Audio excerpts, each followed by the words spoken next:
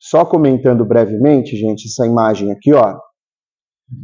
Todas as vezes que a gente fala de revoluções no século XVIII, revoluções liberais, geralmente os movimentos estão relacionados a essa imagem, que é uma imagem feminina, tá?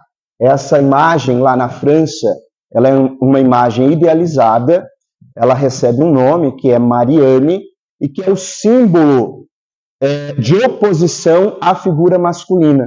E naquela época a figura masculina ela estava relacionada à figura de um rei absoluto.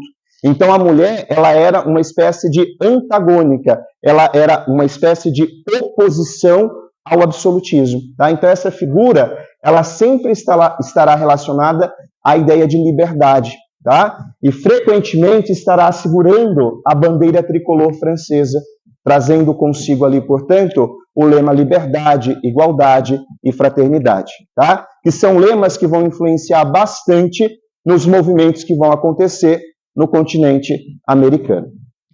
Aqui a gente tem, então, né, em 1789, a Revolução Francesa aconteceu, sendo caracterizada pela ascensão da burguesia e pela quebra do antigo sistema colonial. Então, a Revolução Francesa, na prática, ela leva a burguesia ao poder e inicia, e consequentemente, a partir dessa revolução, você tem o início de um declínio, de uma forte crise desse sistema colonial.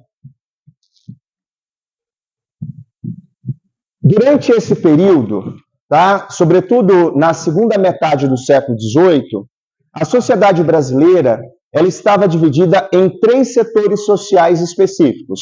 Tá? O primeiro deles era um setor social ligado aos colonizadores, que a gente vai chamar de Renoirs, e esses caras, obviamente, defendiam a permanência do Brasil no status de colônia em relação a Portugal. Por quê? Porque os caras são portugueses, estavam aqui no Brasil nos postos de comando político e, consequentemente, viam com bons olhos a continuidade desse processo colonizador por parte de Portugal em relação ao Brasil. Além desses caras, que a gente vai chamar de colonizadores, nós vamos ter a elite colonial, ou seja, já são aquelas pessoas que nasceram no Brasil e que imaginavam que, sendo eles proprietários de terra, poderiam aumentar a sua lucratividade se o Brasil estivesse livre. Porque se o Brasil estivesse livre, eles não precisariam comercializar somente com Portugal. A ideia era aumentar a atividade comercial com o restante do mundo. Logo, você aumentaria a sua lucratividade. Tá? Na visão deles, a existência do pacto colonial lhes prejudicava. Além dessa gente, nós vamos encontrar os colonizados, tá? Os trabalhadores oprimidos, as classes mais baixas, os pobres. Tá? E aí vale ressaltar que diante dos processos de inquietação frente ao domínio português sobre o Brasil, a gente vai ter desde aqueles movimentos que são movimentos elitistas, ou seja, movimentos comandados por essa gente aqui, a movimentos que vão incluir os trabalhadores. Se a gente for pensar nos 2 principais movimentos deste período, Conjuração Mineira e Conjuração Baiana, a Conjuração Mineira ela tem uma liderança elitista e a Conjuração Baiana tem uma liderança e uma participação mais popular. A gente vai observar que ao final desses 2 movimentos, o movimento que será mais sacrificado, ou seja, o movimento que teve mais gente punida, foi exatamente o movimento que incluía as camadas populares, que é o caso da Conjuração Baiana. Tá bom? Dúvidas, pessoal? Sim ou não?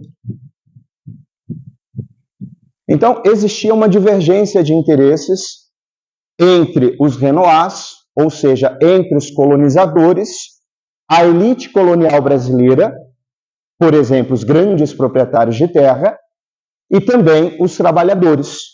Então, o aumento dessa tensão vai conduzir o Brasil, na segunda metade do século XVIII, a esses movimentos que a gente chama de movimentos emancipacionistas.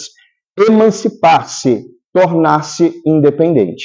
Tá bom? Vale ressaltar que estes movimentos, eles ainda não tinham um caráter nacional. Por exemplo, A Conjuração Mineira, que vai acontecer em 1789, está falando em independência, em proclamação de república, na região de Minas Gerais, que poderia se estender à região de São Paulo e à região do Rio de Janeiro, mas não estava falando de independência e proclamação de república para o restante do Brasil.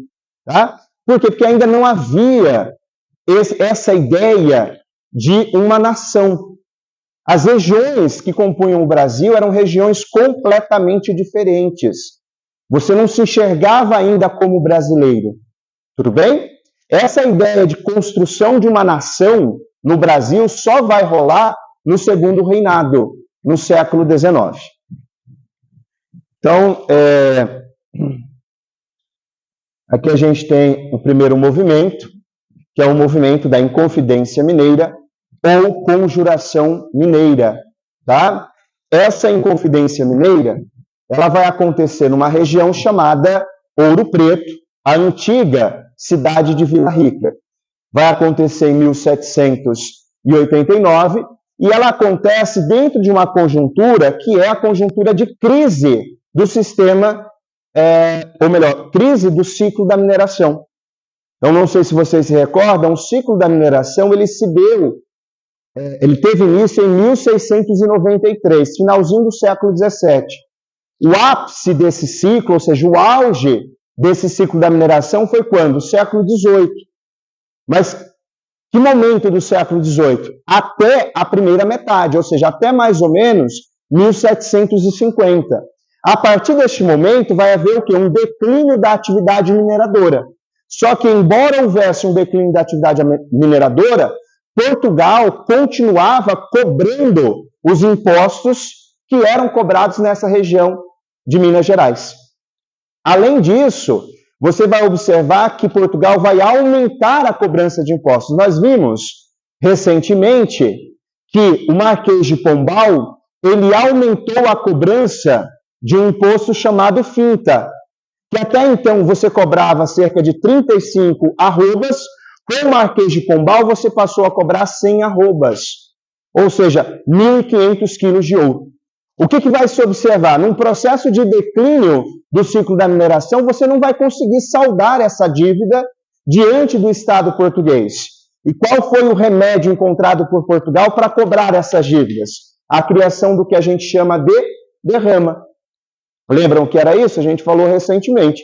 Literalmente, os homens do governo entravam nas residências com o único intuito, retirar de dentro dessas residências tudo que pudesse ser riqueza e, consequentemente, sanar a dívida que essa região mineradora tinha para com o rei de Portugal. Tá bom?